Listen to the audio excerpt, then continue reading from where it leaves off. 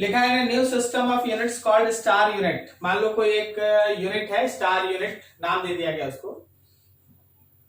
उसमें जो 1 kg not है उसमें kg नॉट लिखा गया है, जनरल में आप kg लिखते हैं। तो 1 kg नॉट 10 kg है, 1 मीटर नॉट 1 किलोमीटर है एंड 1 सेकेंड नॉट 1 मिनट है।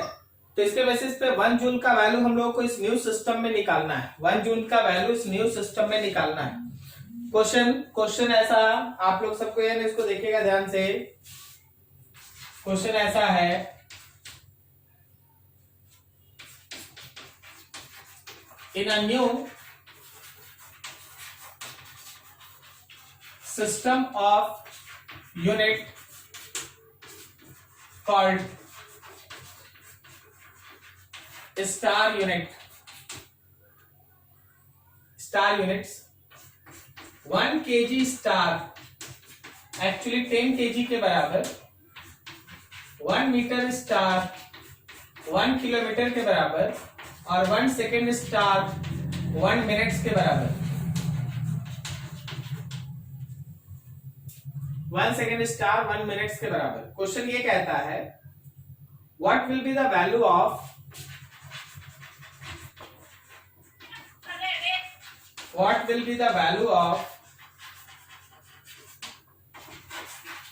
one joule in this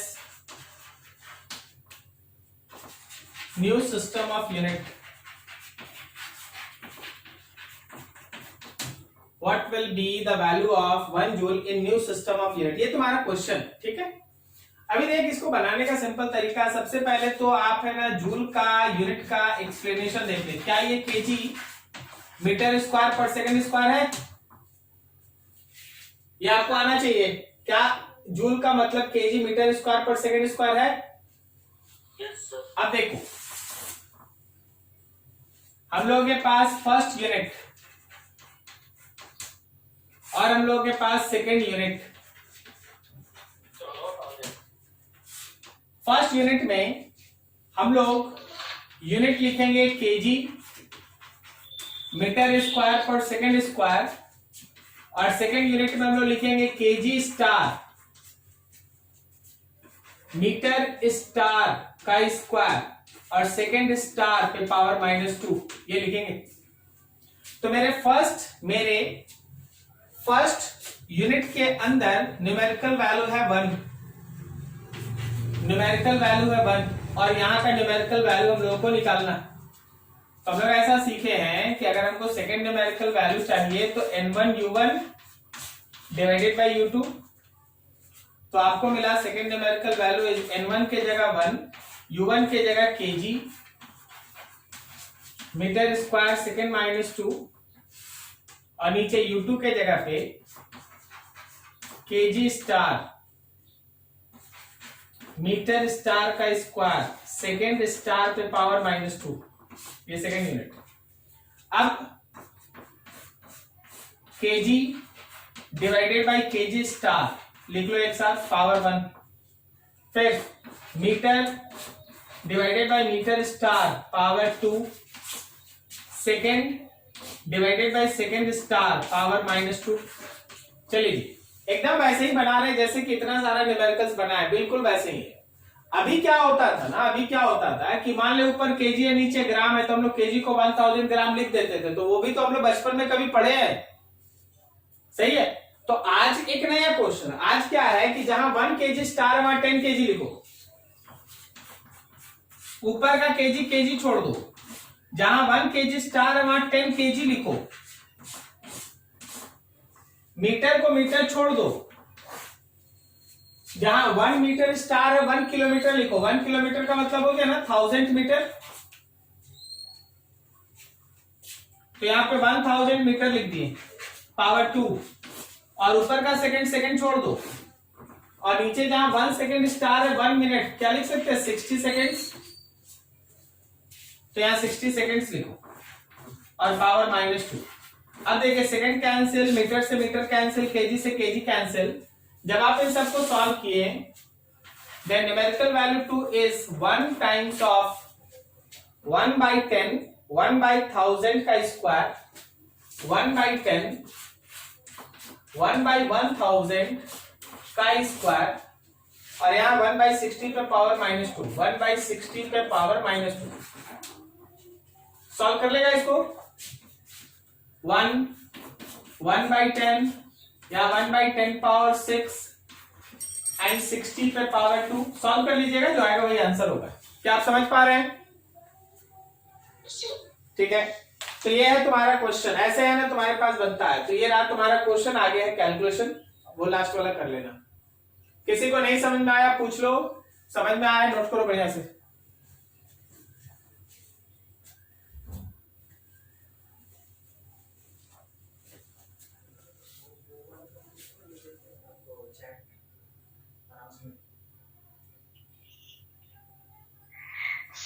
हाँ बोलो। सर सेकेंड यूनिट को सीजीएस यूनिट में नहीं लिखेंगे? नहीं, ये एक नया यूनिट है, ये सीजीएस थोड़ी ना है। एक नया यूनिट बताया जा रहा है, बोला जा रहा है star unit, KG star, metre star, second star. ये सीजीएस थोड़ी ना, एक नया यूनिट है, एकदम नया क्वेश्चन है, इसलिए आपको बताया गया। सीजीएस रहता तो हम बोल देते अपने से बनाओ। ठीक है, आप सीजीएस में खुद से यूनिट लिखते हैं ना, तो यहाँ बोला एक नया यूनिट है, वो ऐसे ही रिलेशन दिखाता है, उसमें नया न्यूमेरिकल वैल्यू निकालो, ऐसा सीजीएस नहीं लिखा। स्टार यूनिट एक नया यूनिट। राहुल का ही भेजा हुआ है, check the correctness of the relation, check the correctness of the relation. Question ऐसा है,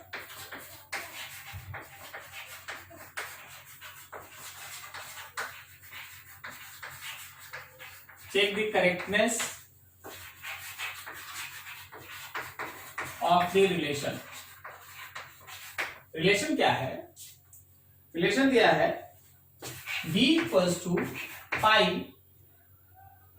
p a square minus x square divided by 2 eta l, ये लिखा है। बोला ये एक रिलेशन है, आपको चेक करना है कि वेदर इट इज करेक्ट और इनकरेक्ट। हम लोग सीखे थे ना कि कोई भी रिलेशन का हम लोग डायमेंशनल करेक्टनेस चेक कर सकते हैं, उसी पे बेस्ट क्वेश्चन। इसमें ये लिखा है कि हाँ, जब आप इसको यूज कीजिए तो आप ध्यान रखिए कि v stands for velocity. v जो है वो वेलोसिटी है, t क्या है तो प्रेशर है, t क्या है तो प्रेशर है। a is radius of tube, x is distance. a जो है वो रेडियस है और x जो है वो डिस्टेंस है। आगे ईटा कोएफिशिएंट ऑफ विस्कोसिटी,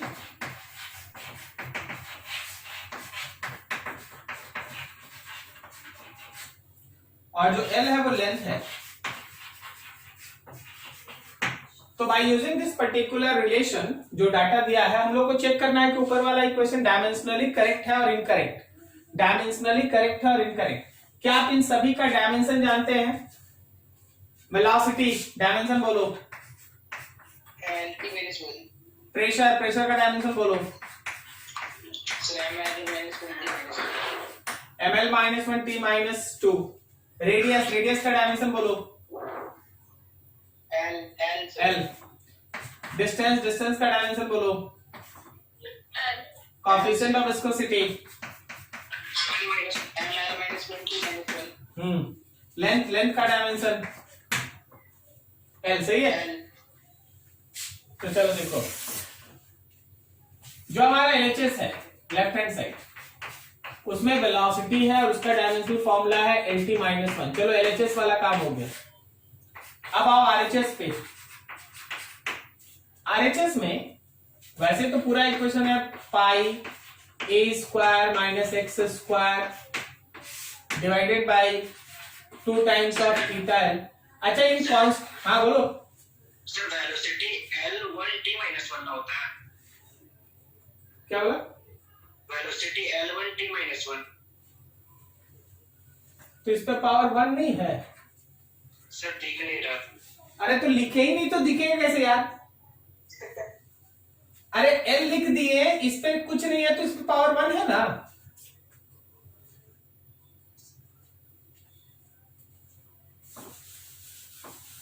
समझ रहे ना? ठीक है ना?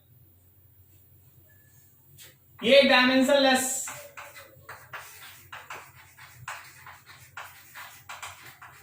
ये डायमेंशन लेस। चल बाकी सबका देखते हैं। प्रेशर का डायमेंशन पुट करना है। यहाँ डिस्टेंस और डिस्टेंस है तो दोनों L square minus L square है तो L स्क्वायर ही होगा। और नीचे ईटा का डायमेंशन पुट करना है और फिर से एक लेंथ है। प्रेशर का dimensional formula ml minus 1 t minus 2। अच्छा L square minus L square बोलो कितना? Sir L square sir. Very good. L square minus L square is L square, zero नहीं। ईटा का dimension ml minus 1 t minus 1 और फिर से एक और L। चलो थोड़ा चेक करते हैं। m से m कटा, m से m कटा, L माइनस 1 L माइनस 1 और ये L से ये स्क्वायर कटा तो तुम्हारे पास बच गया है, देखो एक L बचा है ऊपर में और t माइनस 2 और माइनस 1 क्या मिलकर t माइनस 1 हुआ। मतलब अगर आप बढ़िया से चेक कर रहे हैं, ध्यान से देख रहे हैं तो कि जो मेरे LHS का डायमेंशनल फॉर्मूला आया है, जो मेरे LHS का डायमेंशन वही RHS का भी है। सिंस हमारा dimensional formula of LHS and dimensional formula of RHS both are same, so it is dimensionally correct. So it is dimensionally correct. ये जो दिया हुआ इक्वेशन है that is dimensionally correct. Clear है? तो ये डायमेंशनल एनालिसिस का एक और एप्लीकेशन पे बेस्ट क्वेश्चन था। नोट करते जाओ, किसी किसी का डाउट है, आपका भी प्रॉब्लम हो सकता है, नोट कर लीजिए। कहीं नहीं समझ में आया पूछ लीजिए। चलिए और किसी का कोई डाउट?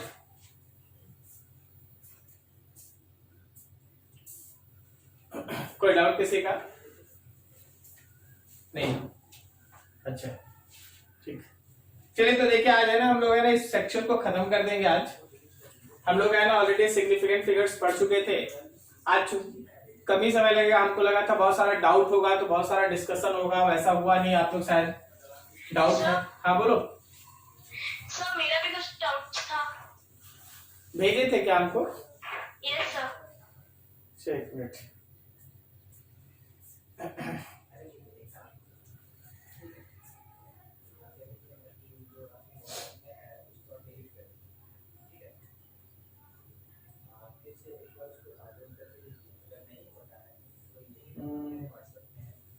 हाँ जी हाँ बिल्कुल बिल्कुल। Dimensional formula of magnetic permeability ये था ना, ये सब डीपीपी का था तुम्हारे पास? हाँ हाँ ठीक ठीक ठीक ठीक था। अभी देखो जैसे ध्यान से मैग्नेटिक परमेबिलिटी देखिए, इसको आप 12 में पढ़िएगा। अगर आप बोलिएगा हम आपको बता देंगे, लेकिन मैग्नेटिक परमेबिलिटी समझना मुश्किल है क्योंकि उसमें जो फॉर्मूला है वो 12 का है। हम आपको दिखा देते हैं। तुम्हारे डीपीपी का क्वेश्चन नंबर 32, तुमको डायमेंशन बनाना है, बताना है मैग्नेटिक परमेबिलिटी का। मैग्नेटिक परमेबिलिटी का डायमेंशन फॉर्मूला बताना है। देखो ऐसे केस में हम तुम्हारे सामने एक इक्वेशन लिखते हैं। इक्वेशन कुछ ऐसा होता है कि जो स्पीड ऑफ लाइट है उसमें परमिटिविटी आएगा। देखिए जो हम लोगों के पास स्पीड ऑफ लाइट है, मैग्नेटिक परमिटिविटी का एक रिलेशन है ना, तुम्हारे सामने यहां लिखना चाहते हैं।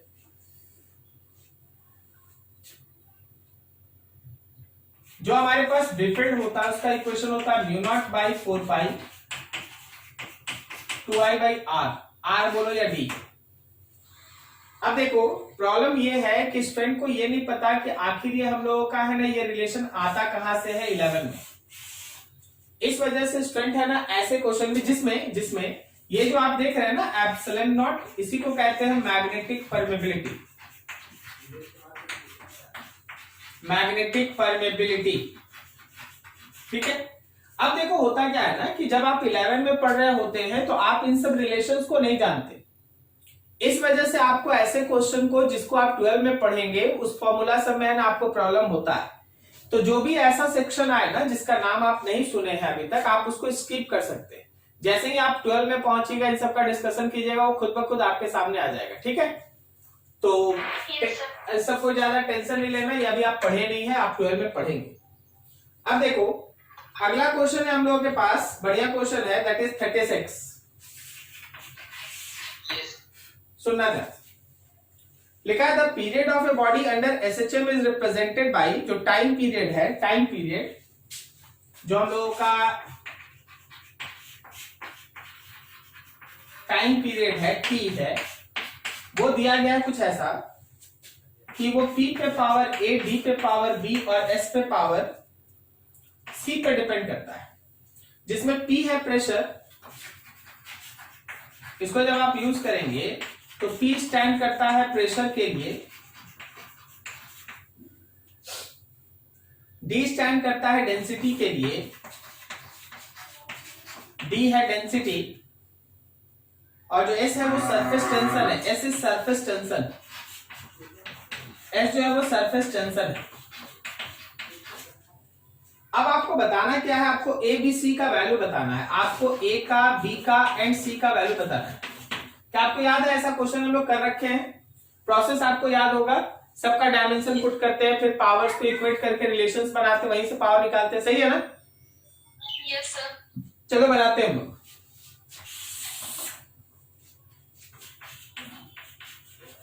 Putting dimension of each term, हम लोग हर टर्म का डायमेंशन पुट करें। तो लेफ्ट हैंड साइड में टी है भाई, टी को टी रहने दो। प्रेशर का डायमेंशन बोला जाए ml minus 1 t minus 2 power a। Density का dimension ml minus 3 power b। Surface tension mt minus 2 power c। क्या आपको ऐसे ही याद है जैसे हम लिख रहे हैं? Yes sir. तो आपको ऐसे ही याद होना चाहिए, तभी आप इस तरह से क्वेश्चन बनाएंगे। ओके, अभी देखो यहां पर T है, राइट हैंड साइड में देखो m पे पावर a, l पे पावर माइनस a, t पे पावर माइनस 2a, m पे पावर b, l पे पावर माइनस 3b, m पे पावर c, t पे power minus 2c। Left hand side में मास नहीं है तो m पे पावर नॉट, l पे पावर नॉट, t पे पावर 1। राइट हैंड साइड में देखो m पे पावर a है, b है, c है, तो a plus b plus c। l पे power minus a minus 3b minus a minus 3b, और t पे पावर माइनस 2a और minus 2c, minus 2a minus 2c। Equating power of same base, equating power of same base, same base के power को equate करते हैं। तो m पे power not, right hand side में m पे power a plus b plus c। So relation is 0 is a plus b plus c। यहां पे देखो L पे पावर नॉट, L पे power minus 3 minus a minus 3b, so 0 is equals to minus a minus 3b, and t पे power 1, t पे power minus 2a minus 2c। ठीक है, अब इसी को सॉल्व करके हम लोग को a b c का वैल्यू फाइंड आउट करना है, इसी को सॉल्व करके a b c का वैल्यू फाइंड आउट करना है। जरा गौर कर, क्या हम लोग 1 is equals to minus 2a minus 2c लिखे? तो 1 is equals to minus 2 common, तो a प्लस c लिखे। यहां जाओ, क्या minus b a plus c के बराबर है? देख रहे हैं जी, देख रहे हैं? Yes sir. इसको यहां पुट कर दे, तो 1 is equals to minus 2 minus b। ठीक है, तो क्या मेरे b का वैल्यू 1/2 आया? देखो तो। हाँ सर। ठीक है, अब यहां आ जाओ, क्या a मेरा माइनस 3b है? इसका मतलब a is equal to minus 3/2 हुआ।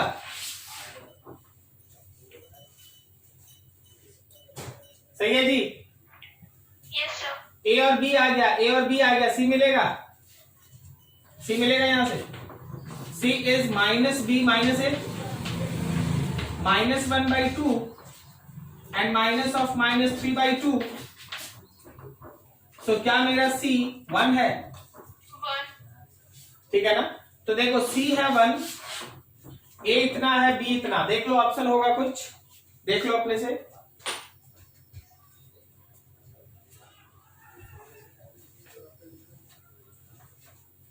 समझ रहे हैं sir? Yes, sir. Yes, sir. चलो ठीक है, ठीक है, नोट कर लो जिनका डाउट था। सबको स्क्रीनशॉट लेते जाइएगा, ठीक है? स्क्रीनशॉट सबको लेते जाइएगा। चलो आगे पढ़ते।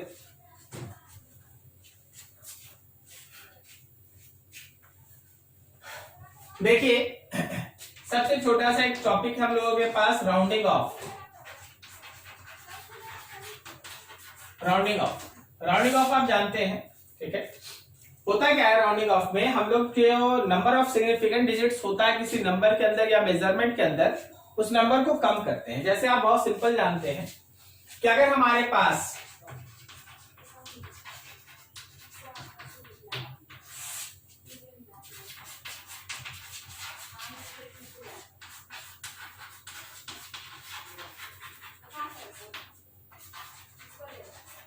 देखो समझो,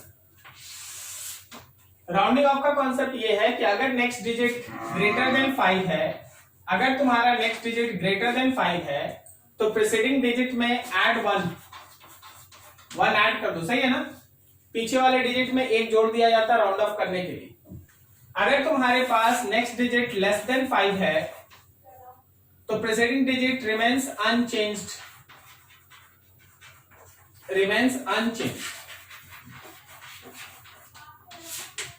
मतलब क्या बोल रहे हैं, थोड़ा छोटा छोटा एग्जांपल देखते चलो इधर।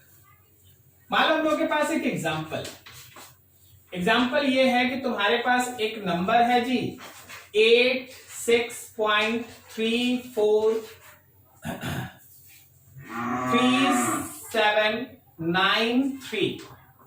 हाउ मेनी सिग्निफिकेंट डिजिट्स, इसके अंदर कितना सिग्निफिकेंट डिजिट्स है बोलो जी? 6 ना, 1 2 3 4 5 6। अच्छा, अगर हम तुमको बोले कि इसी नंबर को तुम 5 सिग्निफिकेंट डिजिट तक कन्वर्ट करो, फिर इसी नंबर को तुम 4 सिग्निफिकेंट डिजिट तक कन्वर्ट करो, फिर सिग्निफिकेंट डिजिट 3 में कन्वर्ट करो, लाइक दैट। अब आपको इस टॉपिक का जरूरत पड़ेगा, नाम है राउंड ऑफ। यहां देखो मेरा नेक्स्ट डिजिट है 3 इज लेस देन 5, तो रिमेन्स जो मेरा अगला डिजिट पीछे वाला डिजिट था वो सेम रहेगा, अनचेंज। तो जब हम इसको 5 सिग्निफिकेंट डिजिट में कन्वर्ट करेंगे तो 86.379 होगा, क्या समझे आप? 86.379। Yes, sir. 3 जैसे था वैसे रह गया, कोई इफेक्ट नहीं पड़ा। क्लियर हो रहा? सॉरी, 9 जैसे था वैसे रह गया, 3 का कोई इफेक्ट नहीं पड़ा। अब जब हम इसको 4 सिग्निफिकेंट डिजिट तक कन्वर्ट करेंगे, तो बिकॉज मेरा नेक्स्ट डिजिट 9 है विच इज ग्रेटर देन 5, तो पिछले डिजिट में 1 ऐड कर दो, मतलब 7 नाउ बिकम्स 8, 86.38। समझ में आ रहा है? ठीक है जी। Yes, sir. अगला बताओ, अगला बताओ, 3 सिग्निफिकेंट डिजिट तक कितना होगा? 86.4 करेक्ट है? Yes, sir. ठीक, तो ऐसे हम लोग राउंड ऑफ करते हैं। अब अगला देख, अगर ये नंबर इक्वल्स टू 5 है, तो प्रीसीडिंग डिजिट पे 2 तरीके का इफेक्ट पड़ सकता है या नहीं भी पड़ सकता है। वो किस पे डिपेंड करेगा वो देखो। Add 1 in preceding digit, add 1 in preceding digit if it is odd। अगर वो odd है तो उसमें एक ऐड करो, but if it is even, अगर वो even है, remains unchanged, वो उसको unchanged छोड़ दो, remains unchanged। अगर वो even है तो उसको unchanged छोड़ दो, और अगर वो ऑड है तो उसके पीछे एक ऐड कर दो। मतलब ये देखो एग्जांपल, मान लो हम लोग लिखते हैं 76.35 इसके अंदर सिग्निफिकेंट डिजिट्स है 4 और हम तुमको बोले कि इसको सिग्निफिकेंट डिजिट 3 में कन्वर्ट करो 3। तो देखो अगला डिजिट 5 है तो पिछले डिजिट को देखो, पिछला डिजिट अभी ऑड है या इवन? ऑड है। तो ऑड अगर है, अगर वो ऑड है तो एक ऐड कर दो पीछे, मतलब तुम लिखेगा 76.4। ठीक है, अगला एग्जांपल देखो, अगर हम लोग के पास है 132.65, सिग्निफिकेंट डिजिट्स का नंबर है 5 और हम तुमसे बोले कि आप इसको सिग्निफिकेंट डिजिट 4 में कन्वर्ट करो, 4 में। तो देखो हाँ, यहां जो 5 है उसके पीछे वाला डिजिट मेरा इवन है, तो जैसे था वैसे रहेगा, जैसे था वैसे रहेगा। क्या समझ में आया? Yes sir. तो बस एक सिंपल सा चीज है, इसको नोट कर लीजिए। अब आप इसी पे आ जाना, बढ़िया काम करेंगे। नोट कीजिए इसको बढ़िया से।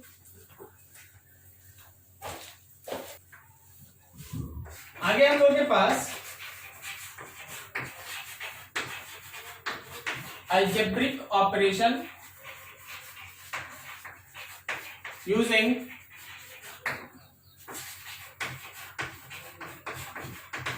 Significant digits.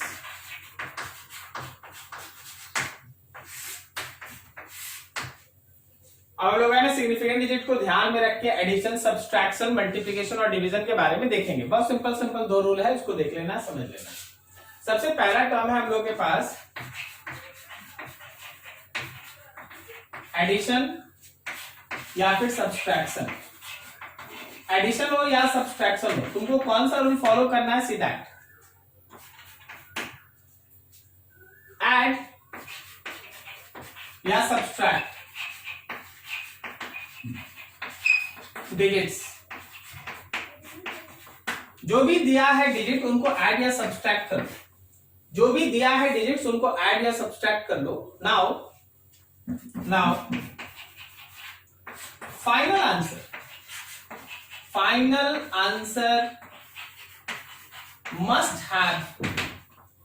must have same number of significant digits after decimal, same number of significant digits after decimal as any number which is added or subtracted with least significant digit after decimal, least significant digit after decimal। Line को अच्छे से समझना। जो भी तुम्हारे पास number है उसको add या सब्सट्रैक्ट कर लीजिए, जो दिया कर लीजिए। लेकिन जब आप फाइनल आंसर लिखिएगा तो आपके पास डेसिमल के बाद फाइनल आंसर में उतना ही नंबर ऑफ सिग्निफिकेंट डिजिट होना चाहिए जितना कि नंबर्स आप ऐड या सब्सट्रैक्ट करें उसके किसी नंबर के पास जो मिनिमम है। मेरे कहने का मतलब क्या है? एग्जांपल देखो, मान लो जैसे हम तुमसे आज बोल दें कि चलो भाई ऐड करो 36.437 को 134.3 से, तो मैं ना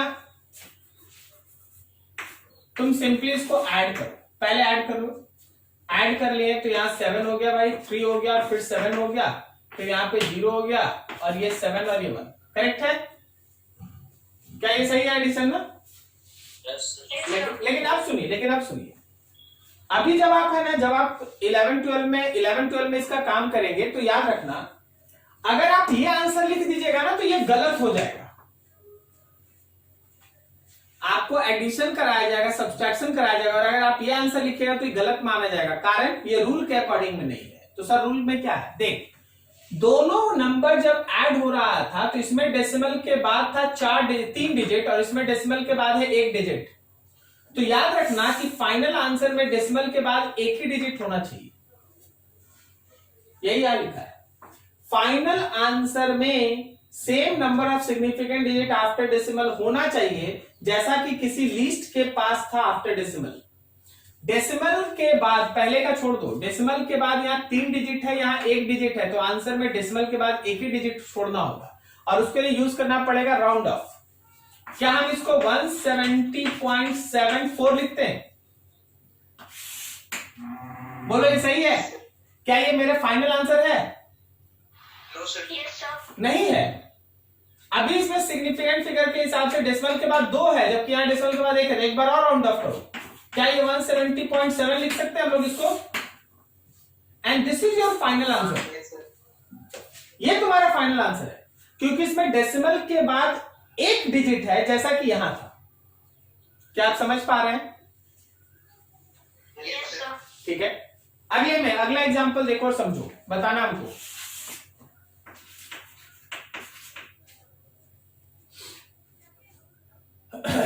मान लो जैसे तुम्हारे पास लिख दिए हैं 23.4318 और दूसरा लिख दिए हैं 1.22।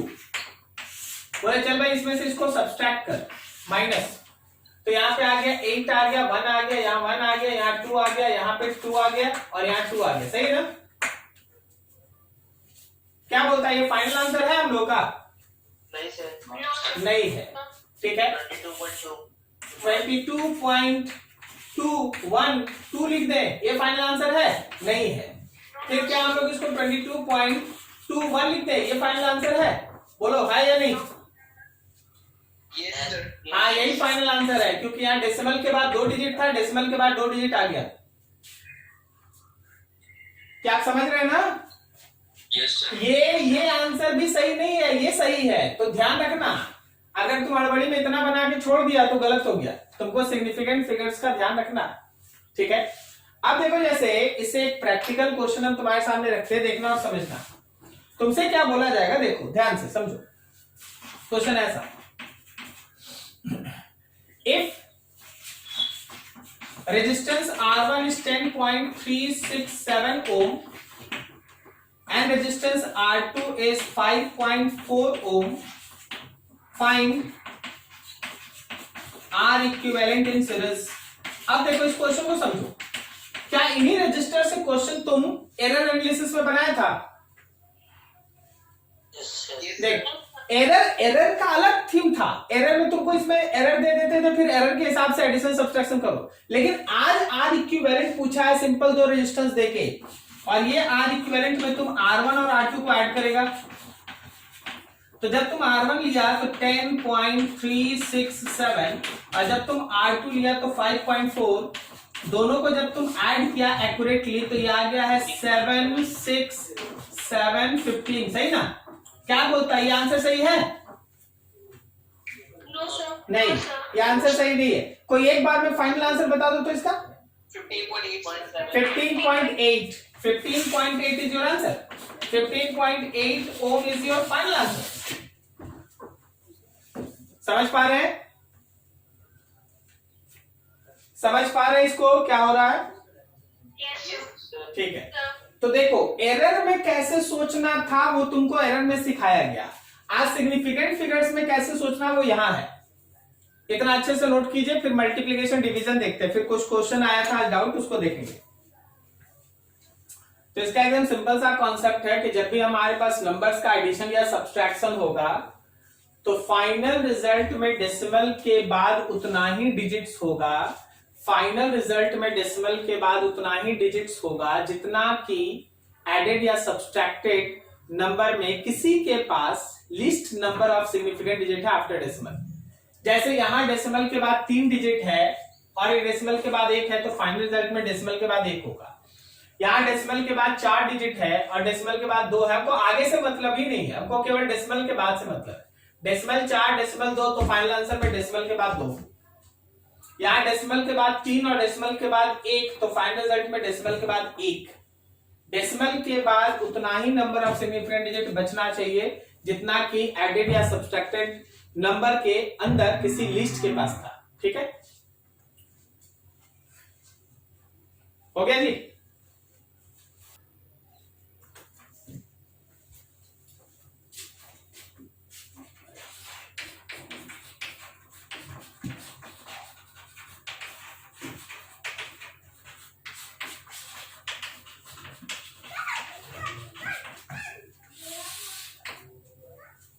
Multiplication and division. देखिए इसमें होता क्या, सबसे पहला काम है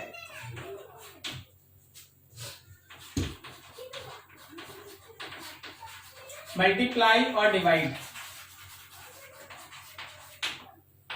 नंबर्स। जो भी नंबर्स को मल्टीप्लाई या डिवाइड करना है कर लो। दूसरा, final answer must have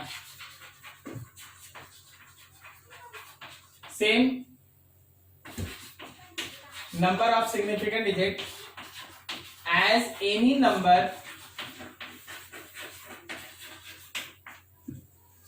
with least number of significant digit, as any number with least number of significant digit। अगर हमारे पास नंबर को आप मल्टीप्लाई या डिवाइड कर रहे हैं तो आप पहले मल्टीप्लाई या डिवाइड कर लीजिए, पहले मल्टीप्लाई या डिवाइड कर लीजिए, फिर फाइनल आंसर में आपके पास उतना ही नंबर ऑफ सिग्निफिकेंट डिजिट होना चाहिए जितना कि किसी मिनिमम के पास टोटल था। इस बार डेसिमल के बाद अकेले बात नहीं है, टोटल का बात। जैसे देखो एक एग्जांपल, अगर हम तुमसे बोले कि 34 को मल्टीप्लाई करो 12.5 से, बोलो फाइनल आंसर में कितना नंबर ऑफ सिग्निफिकेंट डिजिट्स होगा? 2। इसके पास 2 है, इसके पास 3 है, तो 2 आंसर में होगा। पहले तो आप मल्टीप्लाई कर लीजिए, जैसे आप मल्टीप्लाई करते वैसे कर लीजिए। तो चलो भाई मल्टीप्लाई कर लेते हैं। 120.5 में 34 से मल्टीप्लाई कर लो यार। यहाँ हो गया 0, यहाँ हो गया कितना 8 हो रहे।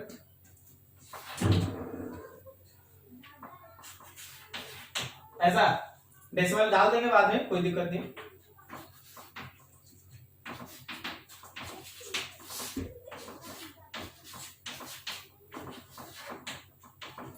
कितना आ गया? क्या ठीक लिखे हैं ना? No sir. कितना हो जाएगा? बोलो बोलो। No sir. सर 4350 आएगा। कितना आ जाएगा? बोलो। Sir 4350 sir. 4350 आ जाएगा, ठीक है ना? हाँ सर। तो अभी देख, यहाँ एक डेसिमल था तो यहाँ डेसिमल रहेगा, ठीक है ना? ये तो मेरा एग्जैक्ट नंबर है, लेकिन जरा गौर करना इसके पास सिग्निफिकेंट डिजिट्स कितना है? 4 है ना? Yes sir. लेकिन मेरे फाइनल आंसर में कितना होना चाहिए? 4 to 5 होगा। Sir 4 to 5 sir. 4 to 5 होगा। 4 to 5 क्या बोले? 0। हाँ चलो ठीक। सिग्निफिकेंट डिजिट 4 है, हम लोगों के फाइनल आंसर में केवल 2 सिग्निफिकेंट डिजिट होना चाहिए। Now you have to use round off, round off use करना पड़ेगा। तो क्या हम लोग यहाँ 5 और पीछे देखो, 5 और पीछे देखो, ऑड है या इवन? इवन। तो क्या हम लोग इसको 4 to 0.0 लिख सकते हैं? Yes sir. नहीं भाई, नहीं लिख सकते। कारण है कि एक बार डेसिमल के बाद 0 दे दिया तो इसके पास सिग्निफिकेंट डिजिट 4 ही रह जाएगा। समझा? डेसिमल के बाद राइट हैंड साइड का 0 सिग्निफिकेंट होता है। तो सर आखिर इसको कैसे लिखें कि इसमें 2 आंसर है? देख लिखेंगे यही, लेकिन हम इसको ऐसे लिखेंगे 420 विदाउट डेसिमल लिखेंगे, and now it have only 2 significant digits. ऐसे नहीं लिख सकते, ऐसे लिखना पड़ेगा। इसमें और इसमें एक जनरल क्लास के लिए बात करो तो कोई अंतर ही नहीं है। क्या सही बोल रहे हैं? हाँ सर। लेकिन देख, इसमें डेसिमल लग गया तो ये 0 सिग्निफिकेंट हो गया, और इसमें डेसिमल नहीं लगा तो ये 0 नॉन सिग्निफिकेंट रहा। समझ में आ रहा? Yes sir. This is right. ये तुम्हारा राइट है, ये भी गलत है, ये भी गलत है, ये सही। क्या समझ पा रहे हैं ना कौन सा टॉपिक आप पढ़ रहे हैं? ठीक है।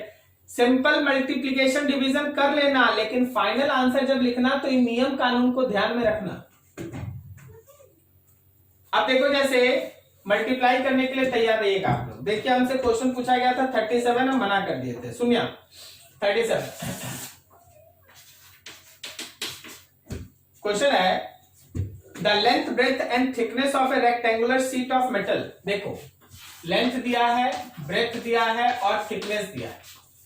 लेंथ कितना है भाई, तो 4.234 मीटर, 4.234 मीटर। ब्रेथ कितना दिया है, तो 1.005 मीटर। और थिकनेस कितना दिया है, 2.01 सेंटीमीटर। पहले तो इसको मीटर में बदल लो, ठीक है। इसको मीटर में बदलेंगे तो कितना लिखेंगे, 2.01 इंटू 10 टू द पावर -2। अब देखो तुमसे क्या बोला गया, एरिया एंड वॉल्यूम। चलो एरिया पे बात, सर चलो वॉल्यूम पे बात कर लेते हैं। वॉल्यूम ऑफ क्यूब बताना है, तो थोड़ी ना तुमको इस लेवल में लाके LBH का कैलकुलेशन कराया जा रहा है। तुमको इस लेवल में लाके LBH का कैलकुलेशन नहीं कराया जा रहा है, समझ में आ रहा? एक्चुअली तुमसे बोला जा रहा है कि आप इन सबको सिग्निफिकेंट फिगर से यूज करके बनाएंगे। क्या बोलता है, क्या हम इसको 4.234 metre into 1.005 metre into 2.01 into 10 to the power -2 multiply करेगा सब में। जब तुम सब में मल्टीप्लाई कर रहा, गौर करना, यहां कितना सिग्निफिकेंट डिजिट है, 4। सही जा रहे हैं? इसमें कितना है, 4। बोलो इसमें कितना है, बोलो 3। तो फाइनल आंसर में कितना होगा, 3 होगा। आप इसको आराम से मल्टीप्लाई कर लीजिएगा, फिर फाइनल रिजल्ट को आप राउंड ऑफ करके फाइनल आंसर में केवल 3 सिग्निफिकेंट डिजिट होना चाहिए। क्या आपको समझ में आया? ध्यान से, हाँ? आपको फाइनल आंसर बताना होगा।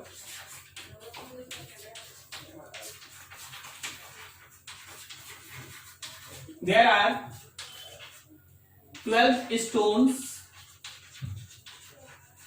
and each have mass 4.364 kg. 4.364 kg. Find total mass of stones.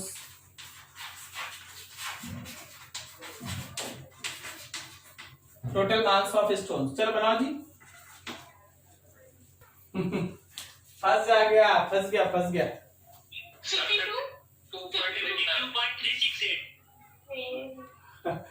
आप तो अभी भी वैसे ही बच्चे की तरह कर रहे हैं भाई, आप पूरा परफेक्ट मल्टीप्लिकेशन हमको बता रहे हैं, जबकि आपके आंसर सिग्निफिकेंट फिगर में देना चाहिए। 52 सर। हाँ, ओनली 52 इज द आंसर। आप 12 को मल्टीप्लाई करेंगे 4.364 से। आप एग्जैक्ट कैलकुलेशन कर रहे हैं तो आप कितना बता रहे हैं, 52.4 मान लो इतना सपोज, लेकिन दिस इज नॉट करेक्ट,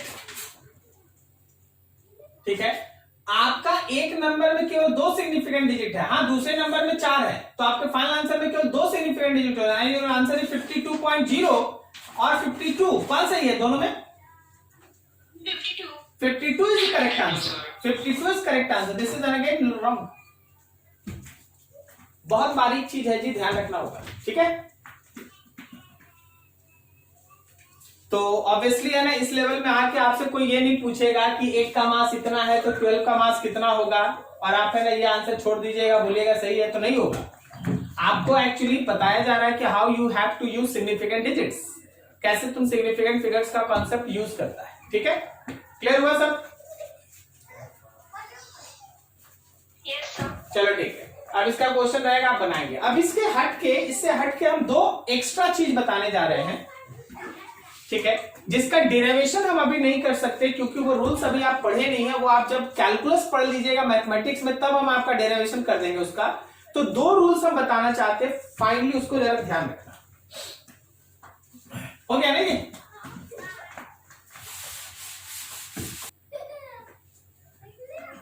देख, for calculation of error in calculation of error in, देखो कोई भी इक्वेशन अगर इस फॉर्म में है 1/a plus 1/b plus 1/c, plus रह सकता है माइनस रह सकता है, फर्क नहीं पड़ता। याद रखना एरर के लिए ये लिखा जाता है del a by a square del b by B square और plus del c by c square. जब भी आपको इस केस में एरर निकालना पड़ेगा you have to go through this way. कोई भी इक्वेशन अगर इस फॉर्मेट में है तो आपको इस तरीके से उसको सॉल्व करना होगा। स्टूडेंट को डाउट हो जाता है कि सर ये आया कहां से, तो देख इसका पूरा डेरिवेशन हम आपको जब कैलकुलस कराएंगे उस समय हम करा देंगे। लेकिन अगर कभी क्वेश्चन आप इस फॉर्मेट के एरर कैलकुलेशन में बनाते हैं तो आपको इसको यूज करना। देखिए ये मेनली दो जगह काम आता है, मेनली दो जगह काम आता है।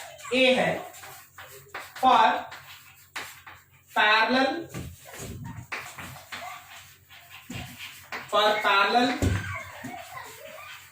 combination of registers,